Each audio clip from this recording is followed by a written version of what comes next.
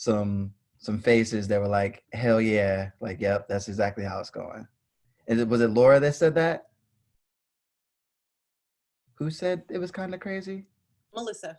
Melissa. Oh, okay, sorry. Melissa, can you say a little bit more about it's kind of crazy? Well, I'm dealing with, typically there's two of us, myself and Ava, who's almost 16. And we have two college students who have been put out here with us as well. And they are on week 4, Wow. I think, of being in the lockdown isolation. So literally it's like chaotic. And I'm in my bedroom. This is like the conference room where all the Zoom calls happen. It's where I do my homework. It's where I go to social distance myself from my children. So it's you know, you make it work. What else can you do? So Yeah. Heck yeah. yeah. Thank you. Well, you were saying that we had so many people like, Yeah. like giving you like the smile and the nod. They've transitioned. Hey, Ava. hey, Uh, man. yeah, we doubled. We went from 2 to 4. They're actually not here right now. So, but yeah, Oh, definitely. yeah, Definitely. yeah. Yeah, that's so interesting. I know that Jen Doyle is with us and she teaches at a university. So she's had to do a lot of comforting of college students in this way. Would you like to speak a little bit about that, Jen? Yeah, it's been really interesting trying to navigate the different ways of how to hold space for my students who a lot of them are really struggling. A lot of them are seniors. And then on top of that, both of the courses I teach are practicum courses. So they were really excited about doing field experiences. They were supposed to do that the whole month of March. Obviously, we didn't end up doing that. And so they have a lot of anxiety about that. One of my students actually just lost a friend to the virus. And another one has been really, really sick, her and her dad. And she's stuck in Florida. And so just figuring out what it means to hold space for them. So we start each class, I still meet virtually with them once a week, and we start each class with celebrations. So everyone shares something that they're celebrating.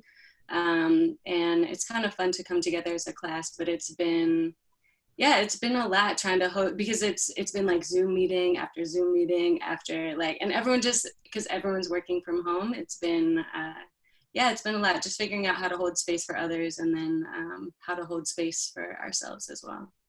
Definitely. Thank you for sharing that. And we always are trying to make connections between, some of the work that we're doing and caring for people who may be off college. And then Melissa talked about having, 2 young people in our house that, trying to figure this whole chaotic, process out. And then I know that Jen does a lot of work with college students. So that's always nice to kind of have those cross connections and maybe share some resources there.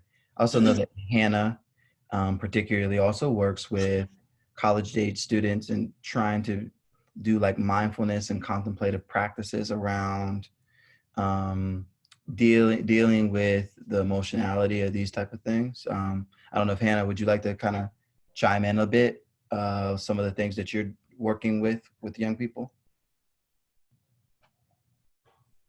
Sure, you might hear dogs barking in the background. Okay. Yeah, the class that I'm teaching, thankfully, is actually a mind-body learning lab that I'm teaching under the director of the Mindfulness Center, Dr. Suzanne Klatt. So these are students who self-selected into this class, and the focus is essentially on a variety of contemplative practices. So that's already a bonus that that's the focus, but more intentionally, rather than just trying to introduce practices and do them, at the beginning of class, we're doing something that's not specifically for learning. So this week I chose to do a loving kindness meditation at the beginning, and students resonated with it and they wanted me to send them the script. But what has been helpful and what I learned from Dr. Klatt last semester is to just start the class with kind of like a self check-in where they rate how they're doing on a scale from 0 to 5, and then a check-in at the end, to kind of see where they're at. Although we don't like ask people to share what that rating is, I think it's particularly helpful because most of the times contemplative practices do have really positive outcomes. Mm-hmm. But yeah, students have much more need of some of the practices that we do. Definitely. Thank you for sharing that, Hannah. If you could you share some of that work that you're doing, and maybe some of those like loving kindness check-ins in our chat box, maybe some of our folks. Again, I just kind of like read people's body language, and people are kind of like shaking their head yes and leaning in. So we would love for you to share anything that you can, Hannah. And we have a lot of folks that have responded in the chat box, and thank you so much. Carrie talks about it's going well. There's less anxiety this week, and so I think that's something to celebrate. And Hannah, I love that you are incorporating that in something that maybe we can do here in our time that we have together. Deetra says it's okay. Although today I told my son says that he's a teacher. Is that what you meant? Is it IS? So my son has he has an IEP, so he has an education specialist. Yeah. Oh, okay. Yeah, I feel you on that challenge of like trying to do that stuff remotely. It's really difficult. Yeah. Yes, but I will say it kind of went along with. She did a check-in with them today where after they had their daily 1 hour where they could ask her questions, they just Zoomed together and the kids were just talking. Mm. And they ended up coming up with, let's do March Madness based on which fast food restaurant is the best. That's cool. So it was neat to see them just being kids. Yeah, I love that. Definitely. Michelle, hour by hour, some days, day by day. I totally hear you there. And Jenna brought up a good point. She says, I'm feeling okay, but I got different pieces of news recently that I'm still processing. So that's like the kind of difficult part in all this is we're all going through a trauma. This is environmental, but there's other things that happen in our life that are causing additional stress and anxiety. It's not just this. Definitely. Since I was able to fix a few things, I'm gonna share the feeling wheel. Can you all see that? Just to remind us again that this is a resource. I think it was Erica who talked last week about the power in naming what we're feeling. And I find this as a tool to help me kind of figure out where I am on the spectrum, hour to hour, day by day. And then also Jenna brought up the point last week that this is a great tool for kids. There's ones that are like emojis. There's others that are just pictures of different emotions from kids. And it can be a tool that you use. And if anyone wants to contribute another word, feel free to chime in.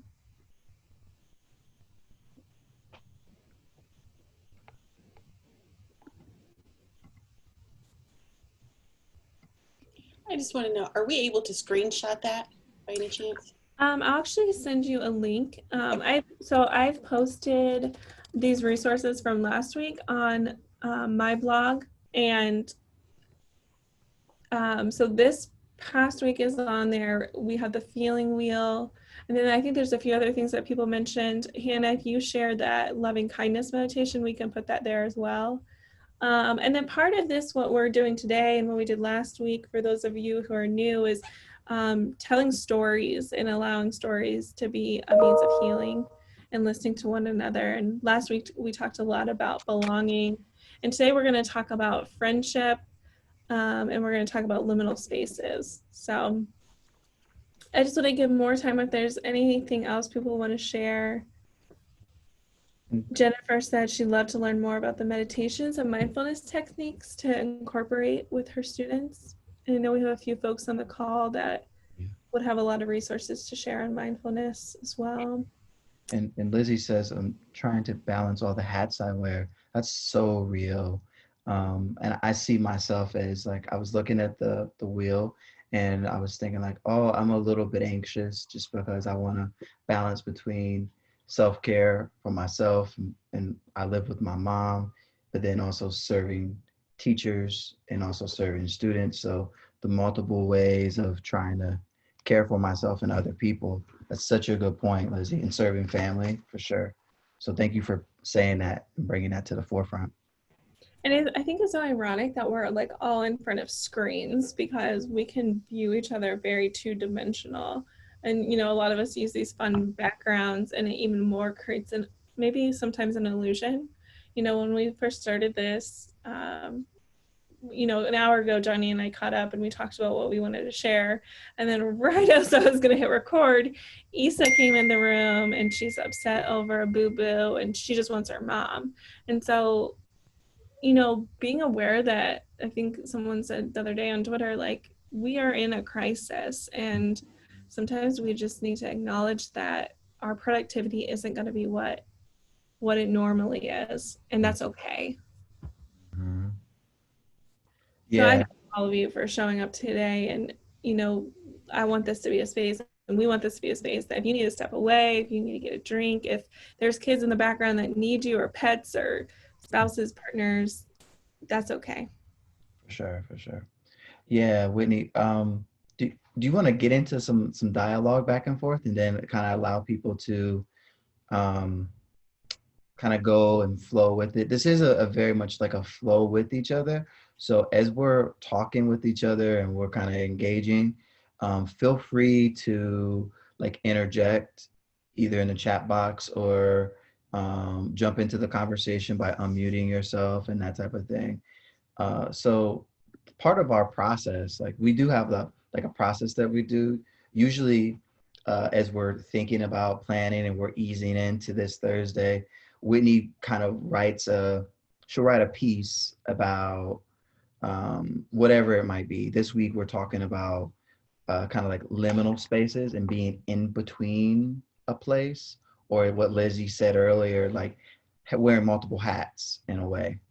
So, and then I know that Hannah also has mentioned kind of like being in a liminal space and in between. Um, so I do want to start off by kind of like opening the space to ask like everyone, let's try to hold space together in a way that we can both be vulnerable, but also protect ourselves in the time of, chaos. And we have another friend that just joined. Hey, Dan, nice to see your face. It's been so long. So, Whitney, would you like to kind of talk and set the stage for what you said about community? The piece that you wrote is so powerful this week. Yeah. You want to start by there doing that? Yeah, you know, what our process has been really healing for me. You know, usually I'm someone that likes to have an agenda and an outline, but really trying this new thing of writing has been very healing. And so this past week, I wrote about our community building, and that often it's like waves that regress and digress on a shoreline. And it's really difficult to know when the start or finish is, and that it's never resolved. And this is outside of even the virus going on, that our efforts are less about perfection and better I think Whitney may have, looks like, kind of paused a little bit. contradictions. Oh, okay. Are you all able to still hear me? I think my internet was unstable for a second. Yep, I can hear you now. We're breaking up Okay. just a little bit. Okay. I'll keep talking and then let me see if there's any nods. Are you guys good? Okay. Okay. So, you know, I think when I think about this time that we're in with the virus, I think about these little spaces. And these are spaces that are the in-between. They're transitional, but they're also can be really transformative spaces. And so I'm just going to give kind of an example. You know, I'm someone that has been really socialized to be independent.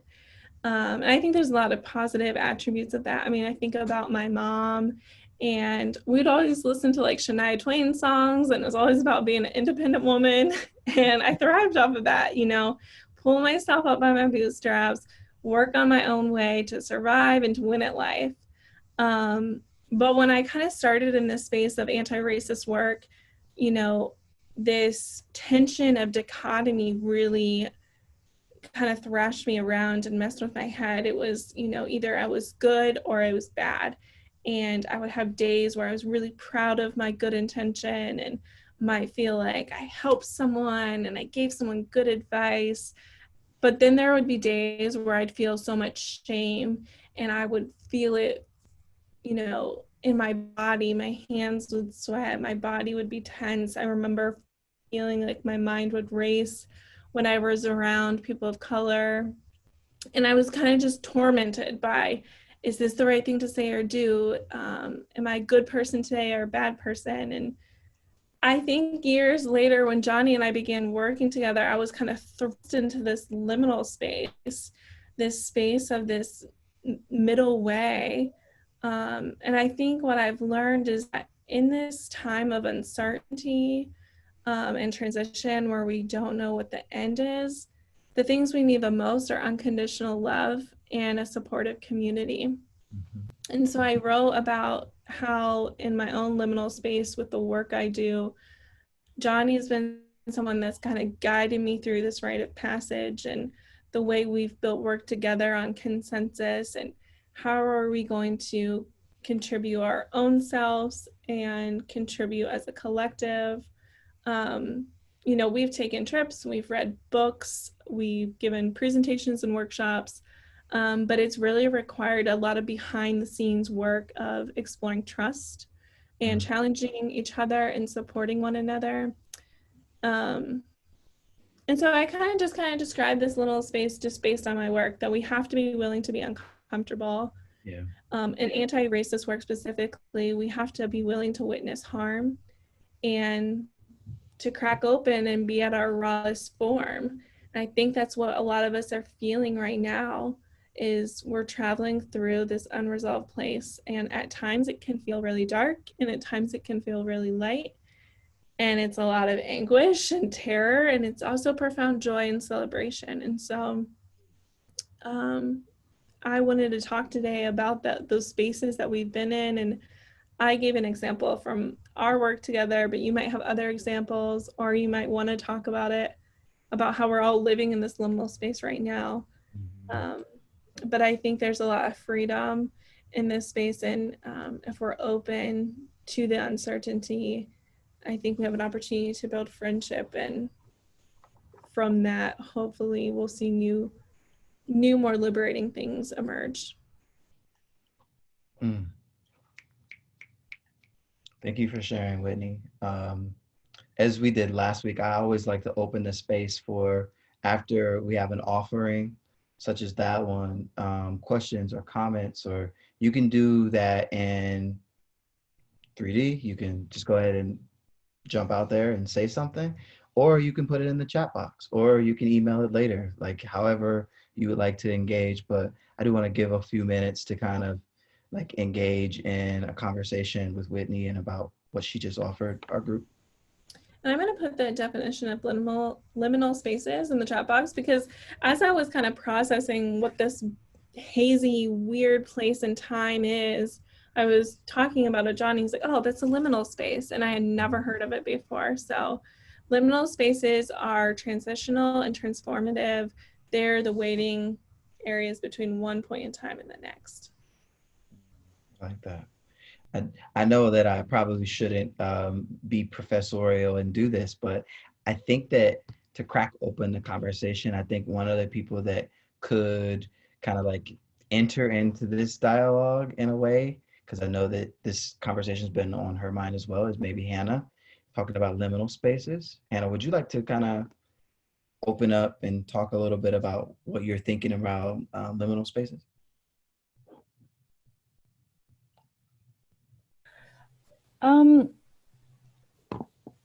I think it's really interesting. I think Whitney did a really great job of defining what she considers that liminal space. what I find interesting, and this is kind of what I'm looking at in my work, but from the standpoint of racial and ethnic identity, um, as someone who isn't identifiable as one race, right? Um, and I have two parents from two different countries, right?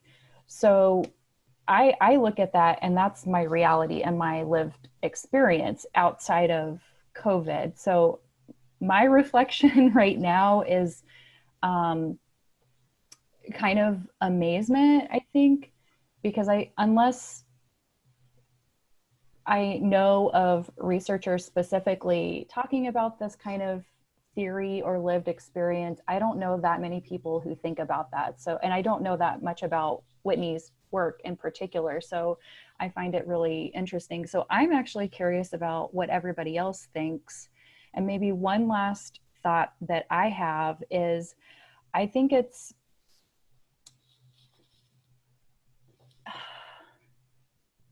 really great. You mentioned transformation and this hope and this holding of those kinds of tensions.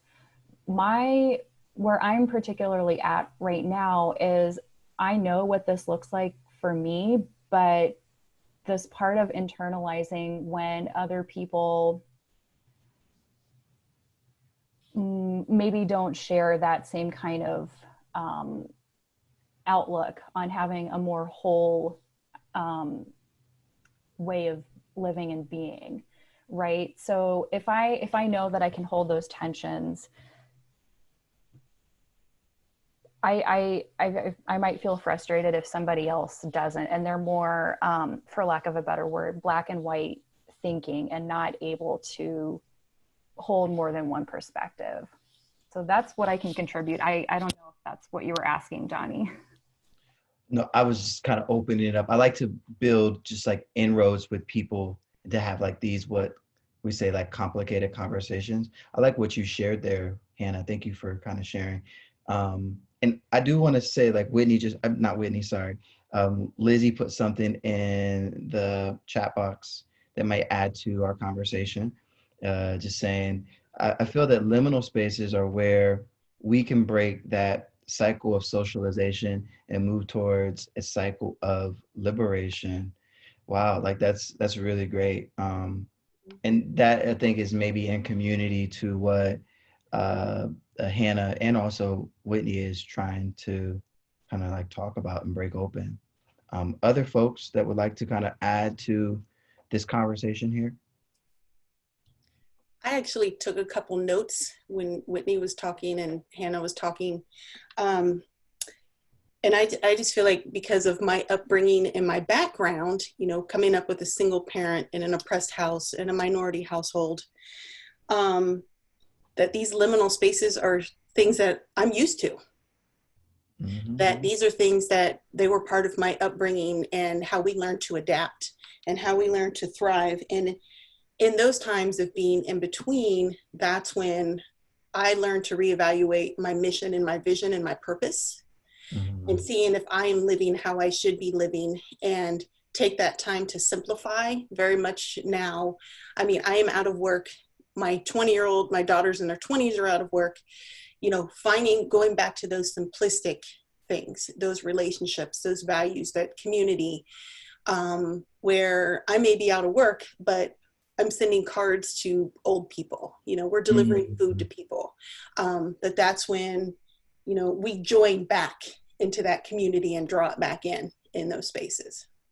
I love that, Melissa. And I remember on your Facebook, you shared that just the other day, that you're returning back to the ways you were taught, that your mother had taught you. And I love your emphasis that you've been in these spaces. And I think a lot of us have, and maybe we just never had thought about it with this terminology before. Right. But we have so much to learn from experiences like yours, because now it's so obvious. Like, it's so obvious we're in a liminal space now. Well, and I grew up in that in that Baptist church, in that Baptist upbringing. And, you know, we were always taught that when we are at our lowest point and have the most adverse things happening to us, our biggest blessing is about to happen. That's how that, like it says on here from Hannah, that balance, that's what, you know, when we really feel like we are struggling, that's about to be our breakthrough. Definitely, definitely. Thank you for sharing, Melissa. She's in the chat box. Nina said, I read a great quote today. And the quote, in this time, we are rushing to go back to normal. Think about which aspects of normal are worth rushing back to. Absolutely. I spent a lot of time reflecting about which aspects of my regular routine I miss versus which aspects I would like to change. I think that so much is connecting to what Melissa is saying, is that returning back, or as they say, Sankofa, going back into old memories of, you know, being working class, being Black Baptist, and changing your social relationship with your community. And that's something Whitney and I have talked about a lot, is like, how does COVID-19 change our social relationships with work, with play, with family, and it makes us consent to not being a single being on this earth. It makes us actually really consent to being in community with one another again.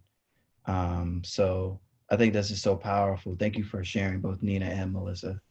And I appreciate that you shared, Johnny, about the Sankofa bird. And I'll put a link to that so folks of you that aren't familiar with that can learn more about it. But it's a great symbol, and it's about this symbol of looking at our past and looking at our present, and kind of like going back and getting it. And the bird is kind of styled by like it. The bird shapes his head, tilts his head so it's looking backward. And last week we talked a lot about African wisdom and what it teaches us about the current state we're in, and also in the future. Bonnie, when we were preparing for this, you were kind of talking about that middle rite of passage. I don't know if you want to share more. Yeah, I would definitely love to share more. We were talking about how during European colonization of African continents uh, and in America, North and South America, that when there were some Africans, instead of being brought to the New World, they decided to jump over ships, both men and women, and decided that, you know, death in that type of experience would be better than a New World colonization. Um, and there's some scholars that kind of like write about the importance of what we call like self-determination, and the importance of being able to decide one's destiny as a community, as an individual. And when, you know, Whitney and I were preparing for today, we were talking a little bit about what it means to take stances with each other and against certain things. And in my response, I was kind of writing about how consensus building is a solar system. We have to agree to orbit each other in ways that we just don't run into each other out of angst. It's a dangerous time, you know, a time of kind of like precarity or the unknown. And as we kind of drift into like this new planet that we're going to, it's a reminder that we can consent to a relationship that, as Melissa was talking about, that we can return to get the beauty of community. So we want to kind of offer this way of doing movement work for social justice that we can stand against together. Certain types of Asian racism that is being embedded in communities.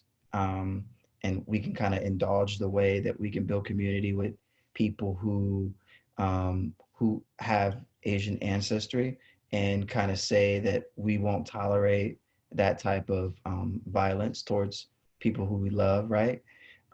Also, yesterday, I think it's so important to say, yesterday was Trans Visibility Day for trans folks who could be our loved ones, could be our friends, could be someone in our community. And to keep people visible actually is to keep them in a way held up in the grace of just community building, that type of thing. I kind of like what Whitney, she wrote about this in her piece this today. She talked about being an imposter, um, in this way that in some of the spaces that we're in, that we feel like we don't have enough, we might not have enough confidence. We think we might not have enough skills. We may not have enough of the knowledge sets to do our work, but sometimes that's not true. That's the untruth of some of the structures that we're in. So, you know, we call that the imposter syndrome. And we know that, you know, people of color, queer people, women people, they kind of have to deal with that type of imposter syndrome. So we can ask ourselves, like, how do we reclaim a type of relationship with each other where it's about love and care and respect for yourself, that doesn't like internalize those type of imposter ways of being. Um, and then I also was thinking about, you know, being in this space and how we exist with each other. And as a male, like how uh, a sexist structure is set up where women have to bear a lot of the brunt of elder care or child care or home care, that type of thing. So like kind of like putting that out to say that what does it look like for us when we come out of COVID-19 to change that type of social relationship with the care industry. Um, and then, you know, I connect with what Melissa was saying a bit there about being Black, being working poor growing up, and then being able to kind of like reclaim that, but also being in this space where I do operate in a middle class type of privilege where I can work from home. I am a so-called essential worker, but I don't have to be intimate with the COVID-19 virus all the time as certain nurses, certain custodians at schools, certain sanitary workers. So what does it mean for us to kind of be in conversation with that and be thinking about holding, not as a weight just in our body, but as a way of sending support to people so that when we come out of this type of COVID-19, that we can think about social and power relationships. And like the last thing is our lives as we transform them through consensus building, we can really center as Whitney and I talk about, is like this idea of like anti-racist work. It is a practice of vulnerability. I love this quote by, his name is Charles Cooley, and he says that other people are the mirror in which we see ourselves. So we can be a mirror of peace, we can be a mirror of love, we can be a mirror of anti-racist work, but we can also be mirrors to each other to care for one another and that type of thing. I think there's so many positive responses already happening in the chat box with what you said, especially around the imposter syndrome. Jen talks about trying to remind herself that the important part isn't getting it right every time. It's to keep trying, learning, reflecting, doing better. And that really resonates with the piece I wrote about, you know, like, how do we not just do that with each other, but with in front of each other? How do we try our best in front of each other and still get it wrong and lean into that value of being messy? So thank you, Jennifer. Whitney, yes, like even when you're a mess, right? Like sometimes I'm a mess. I'm like, I know I'm a mess. And I'm like, wow, I'm a mess. But even the people that care for me are like, you're a mess right now, but it'll, you know, work through that messy stuff. Like, and sometimes I feel like that. Sometimes I'm like, oh, I don't have it together today. And that's okay as long as, you know, you can kind of get your shit together. Or maybe not. Like sometimes that happens too. Yeah, I mean, I noticed Jenna has said, you know, trying my best every day and I want to be better. I think what I want to challenge the group on here is what is better. You know, Mm-hmm. going back to how we began this conversation about that dichotomy, you know, how can we hold up contradictions Yep. and observe them as what is rather than what it should be? You know, Mm-hmm. let's I like not Erica's fall into quote that here. pit of thinking that if there's contradictions, you know, I take a stand against sexism, but I watch The Bachelor. Yeah. That doesn't cancel out my efforts for social justice. Mm-hmm. When you say that, it makes me think of Roxane Gay. She talks about being a so-called bad feminist, but holding that contradiction there. I love Erica's quote. Erica says, that, "Oh, good grief, I'm a mess a lot. Imposter syndrome is super strong here." That's so real. Like for us to acknowledge, like sometimes shit is just messy. Like I know that. Like yesterday, like my hair was all over the place, didn't cut and shave, and all that. I said I felt good. I was like, do we really feel good? Like, is that kind of something that's happening with me and to me, that type of thing? Um, so yeah, I mean, like it feels like, and maybe we can, I'll go out and kind of find some more things on imposter syndrome. Hey, Dr. Taylor, I hate it when my hair's on. That's so real. That's so real. But yeah, I do think that holding space even when you're a mess is just perfectly okay, especially during this time where we're in, as Whitney was talking about earlier and Hannah too, is a liminal space of we don't know what's coming next. Everybody, it's like 17 minutes before 2 o'clock, and what happens 2 o'clock every day? Our governor comes on and kind of gives us a type of um, type of update alongside, Dr. Amy Acton, who's just doing it for the culture right now. So, so yeah. Does anyone want to be brave and unmute themselves and kind of talk about something that was commented on or any new ideas that we should develop? I'm happy to share a short comment since I'm a mess all the time. Our, I think we're often taught that, sometimes we think that other people's voices are strong. I don't think that we're often intentional that our own voice should be the loudest for us. So when I think about that imposter syndrome, boy, gosh, if I'm not getting validation from other people, then it must not be valid. Yeah. That right? is so real. It's a real thing. And,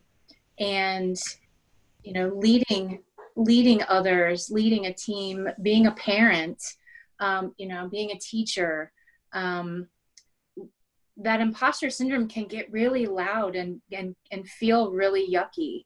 Why do I deserve to be in this role?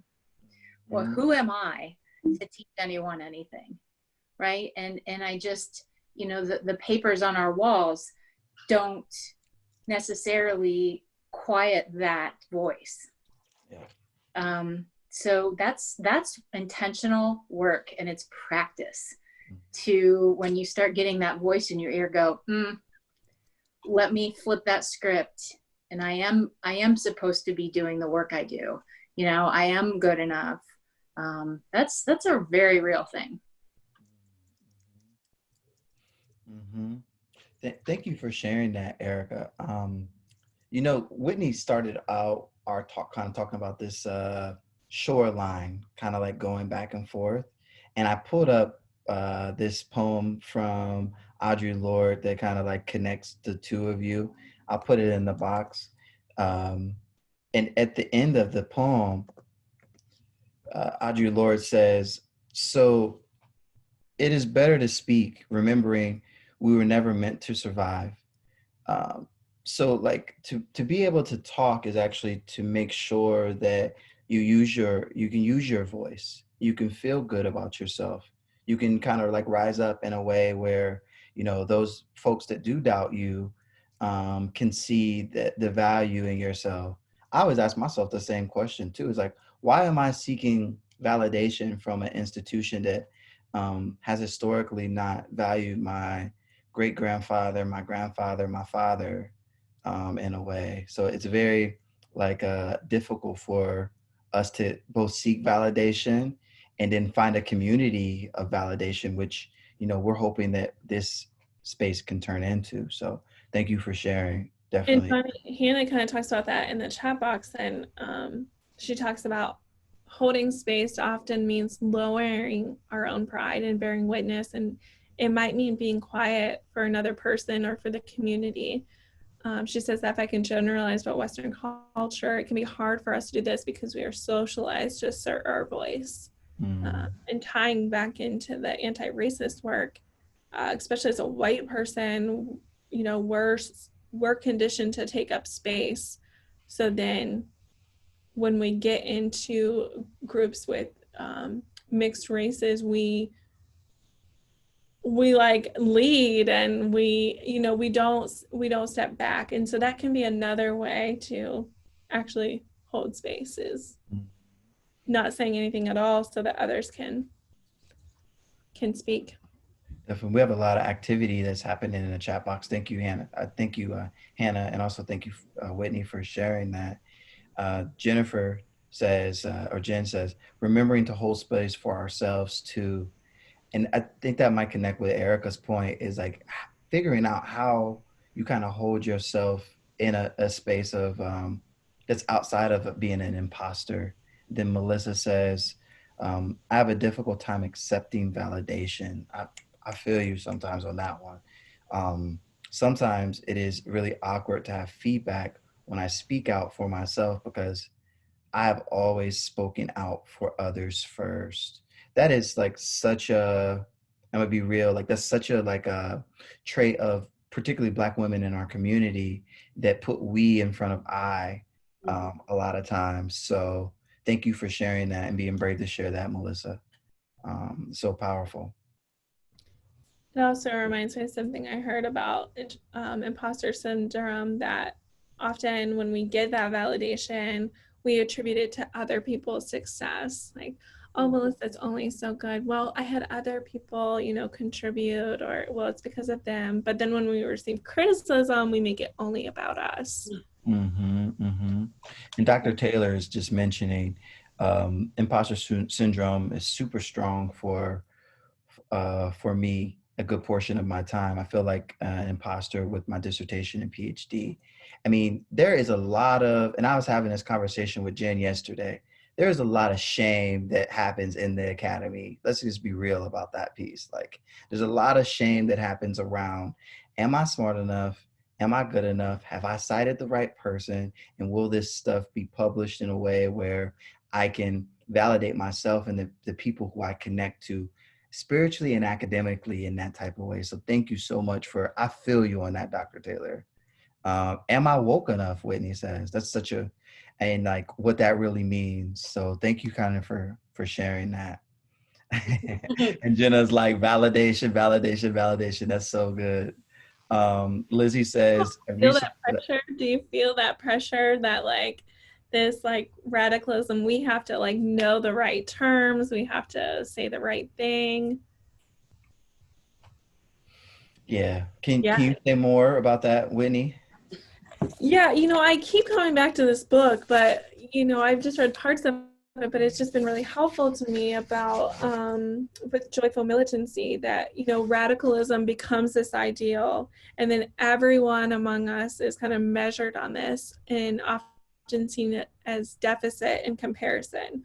And so what it creates is this anxious posturing, this vigilant search for mistakes, hostility that crushes a hesitant new idea.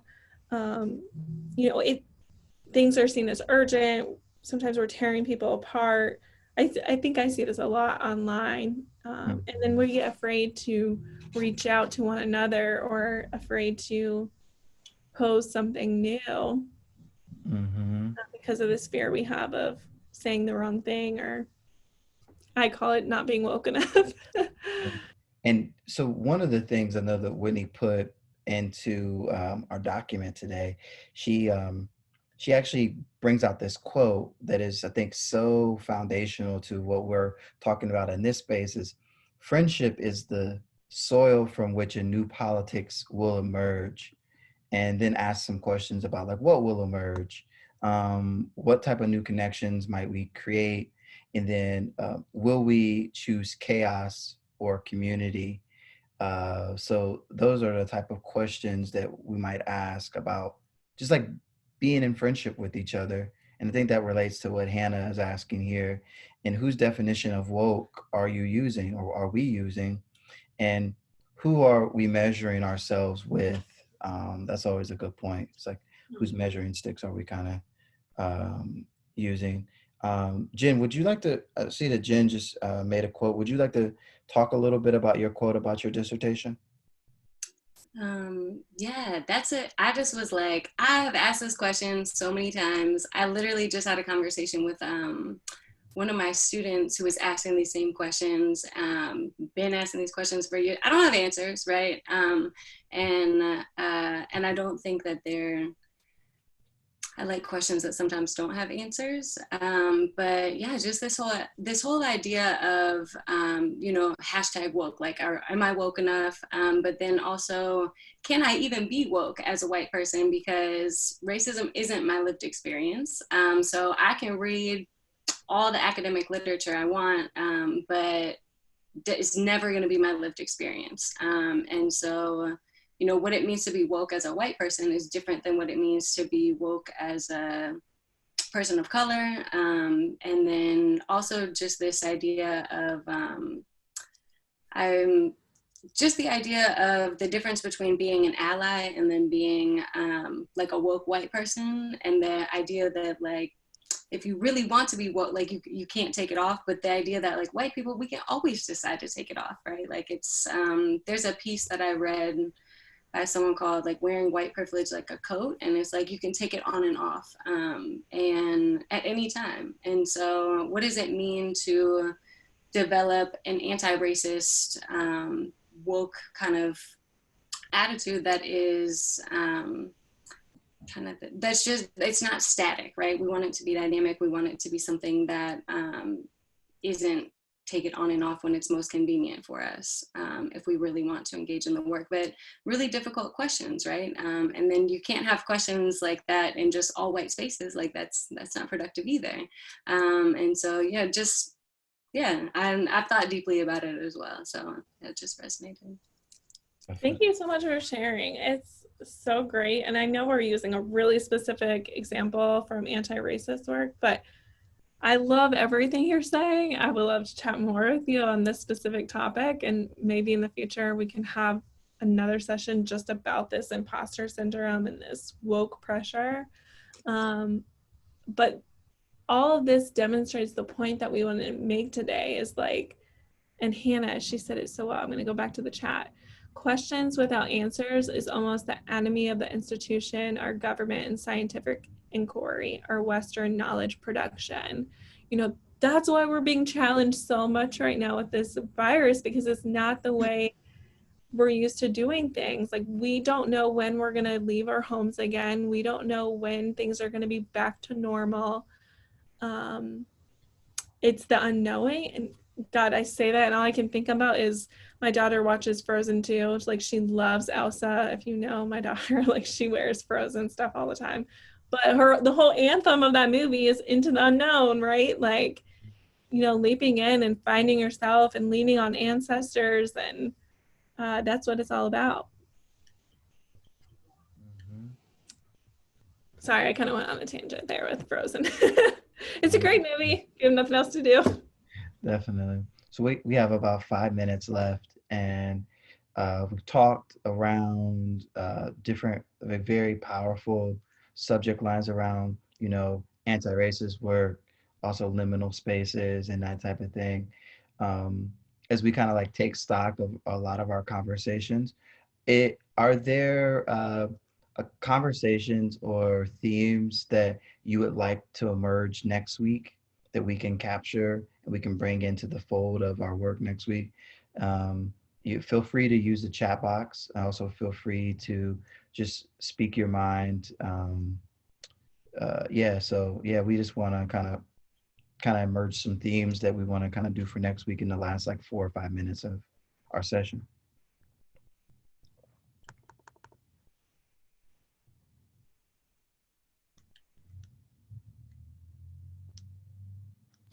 Another thing we did last time too is besides themes that you might come up with, if there's something that, like a word, a takeaway, or anything you want to share from today. I know this was a little different to be honest. Like when we were talking about mess, I felt like such a mess with like, it really threw me off having Issa in the room in the beginning. But I'm really glad that all of you continue to show up and participate in this conversation. And honestly, it's part of the work to go with the flow. And so I thank you to everyone. Jenna says, I would love to talk about battling disappointment and helping others with the struggles that disappointment brings. And Deidre Kata said, yes, the disappointment would be good. Daniel said, like, Tiger Show is #1 show in America. What does that say about us? Oh That man, we that could be are, deep. that We could we are go a hot motherfucking mess. That's what that says. That's what it says about that being the #1. Because it's not just America chiming in and looking at the Tiger King. It's the all around the world. They're like, America is a mess. Look at them. That's what Tiger King is wild. It is wild. I feel like I should put a disclaimer that like Johnny Jackson's views do not reflect the College of Food and Oh Ag. yeah. I don't. Ocean Extension, I do not reflect y'all's views. And Marion City Schools, I do not reflect their views as either. I reflect my own views of saying that Tiger King is a mess. It is a mess. Can you all talk more about this disappointment theme? I'm curious how you're seeing disappointment in your lives right now.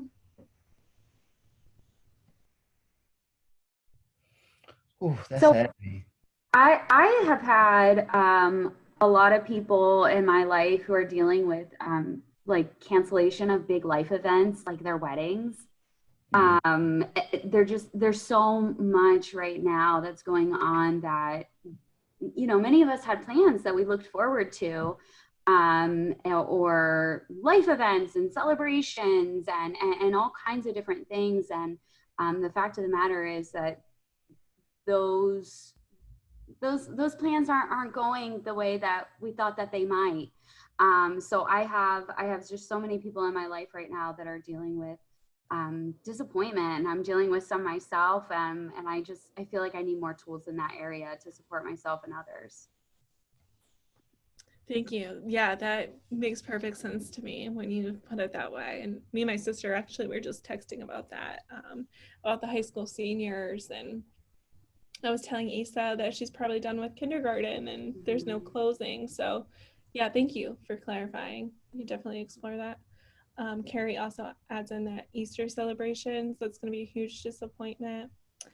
Laura says lots of ambiguous loss, like death without funerals, graduation without ceremonies. And then Nina, who works for SnapEd in our office, talks about feeling disappointment to cancel programs, and it's hard to do our job from home, which can result in a feeling of being unproductive. And I think along with it, like as exactly as Jenna said it, but also in terms of we don't know an end to what we're going through. So we don't know how to explain to our children or our parents or anything, yes, we're canceling this, but we don't know when we can reschedule it because of. Yeah. So it's a little more anxiety to the situation. Yeah, for sure.